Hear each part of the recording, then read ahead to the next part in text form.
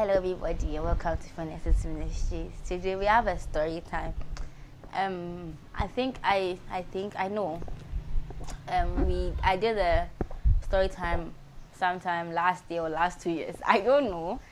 But I did a story time about the elder brother syndrome because I feel like it wasn't mostly spoken about. So today we are doing Who's Your Daddy? So Who's Your Daddy is about the prodigal son's father. I don't know his name, but then most times people have linked him to God. As per God is waiting for you, arms open to receive you and all that. But today, I'm here to link him to the church. So, I think my title is going to be, are you a father or would you be a father? I don't know. But when I post the video, it will be there. Our scripture is obviously from the book of Luke, chapter 15, which talks about the prodigal son. I'm not going to read it. You can open your Bibles inside. Now, the guy ran away from the house. He took all his inheritance. He went to eat pig food, all the blah, blah, blah. He came back home and did party for him. So then, the prodigal son's father teaches us reception. Now, most times, Christians do not know how to receive people. I am at fault. You are at fault too. Today, somebody told me that I have been preaching. It really hurts me because, I tend to talk about love and all that, and I was rude to the person. Let me read what he said. It really, God, let me find it and add it to my video. I cried. Why is it? Not to be judgmental, but it's you that preaches about what. Yet, ... I vowed not to even talk to you, nor even chat to you. Hey! How? In fact, I didn't even notice that I did this to somebody. That was over 3 years ago. People cannot forgive, but that's not the point. The point is that we are not receptive. We think that we are doing our best and all that, but let's be honest, sometimes we are just judging people and we are just pointing fingers at people. And the people, it's not even our business, because that's the person's life. It's not your life, right? But this father, it was his life. It was his money. It was his hard work and sweat. But then he was still receptive. So what gives you the right to act that way? I'm sorry for what I did. If you're watching this video, I really do not mean to. But I pray that you forgive me, So then the guy came back home. The father did a party for him.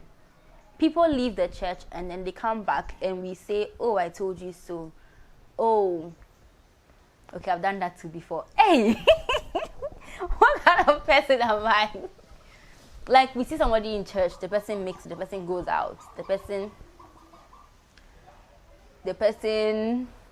messes up, squanders the money. Then a year later, the person comes back and then comes to give a testimony or a confession or something, and we are all there and we are all gossiping about the person and then being unapproachable.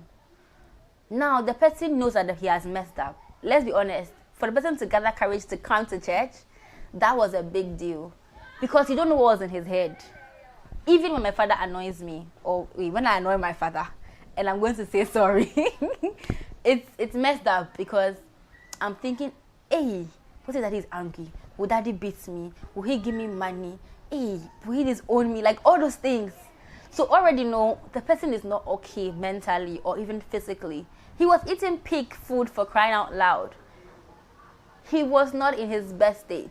So if the father had acted like us and pushed him away and laughed at him and listened to the elder brother and done all those things, that boy would have been dead or something. Let's be nice, people. I'm talking to myself right now because I can see myself. Mamizi, be a nice person. Be a good Christian. Be receptive. It's not always about preaching and talking about the Lord. It's not about going for donations and evangelisms. It's not about posting on Instagram and getting the likes and the tweets or sharing the gospel. Because let's be honest, people look at us to become Christians, not really what we say all the time. So now, for example, this person might not believe in Jesus Christ because I said what I said, and I don't remember what I said. But then again, if I was nice to this person, they'd be like, oh my God, this girl is so nice. What does she do? She's a Christian. Like, it would have made more sense. He'd have said, oh, you see, 3 years ago, you saved my life. But now he's saying 3 years ago, I vowed not to speak to you. And because of what he said, I opened the Bible and I was reading and I was crying because I wasn't being a father. I wasn't being a friend. I wasn't being receptive all in all. So far as I'm doing it, somebody else is doing it too. That's how the world is to be. Let's love. And love is not just about the giving and then posting quotes and being a shoulder to cry on to people that we like. No, it goes all around. To your ex-boyfriend, to your grandmother, to your wicked stepmother. It's hard, let's be honest. I don't know, but let's try. Let's go over and read the Bible. I'm not saying go and do party for the person. No. Hey, Ghana is hard. Ghana is 50 pesos. Hey, how much is Ghana? Ghana is 2 cedis.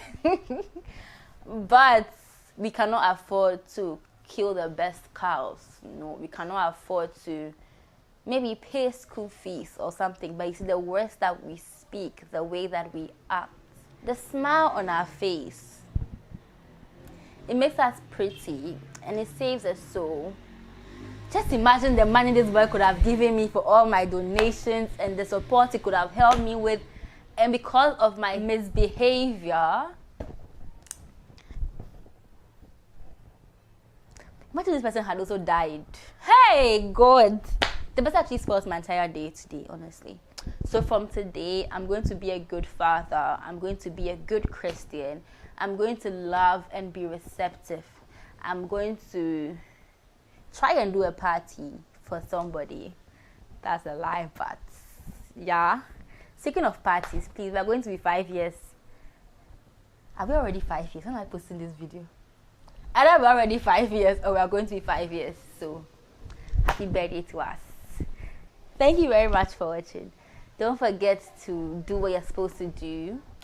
Love, be nice, be a good father. Read Luke chapter 15 just in case you want scripture reference.